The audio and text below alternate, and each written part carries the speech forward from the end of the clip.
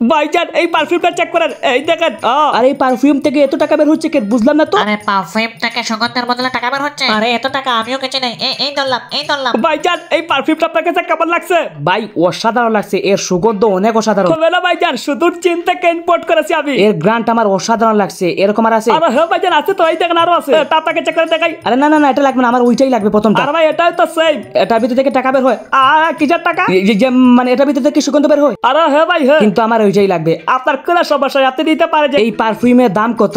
আরে এর দাম মাত্র 5000 টাকা। 5000? আচ্ছা ঠিক আছে, এই নেন 5000। এবার এইটার ভিতর থেকে আমি লক্ষ টাকা বের করব। আল্লাহ জানে এর ভিতরে আর কত আছে। ভাইজান 70 টাকা বের হয়, একবার বের করে দেখান না। ভাই না আমি বাড়ি থেকে বের করব। আরে এটার ভিতর থেকে 70 বের হয়, তাহলে আমি সবটাই নিয়ে না কেন? আরে ভাই ধরান কই যান? জি ভাইজান বলেন।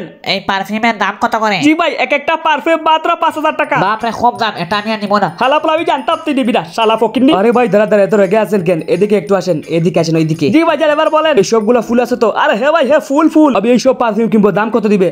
দাম মাত্র 40000 টাকা দিলেই হবে। একটু কি ডিসকাউন্ট নেই? আরে না ভাই না। ওকে তাইলে এই নে তোমার 40000 টাকা। ওকে ভাই এই নেন আপনার মাল। মাত্র 40000 দিয়ে কিনছি, এবার লক্ষ কোটি টাকা বের করবো। যাই এবার এখানে বসে লক্ষ কোটি টাকা বের করবো। শুধু চাপ দিব আর বের হবে। এবার চাপ দি। আরে এই কাগজ বের হচ্ছে কেন? আরে এটার ভিতরে শুধু কাগজ আর কাগজ। তার মানে আমাকে টকে দিছে। আর পোলা আমি টকে গেছি 40000 টাকা।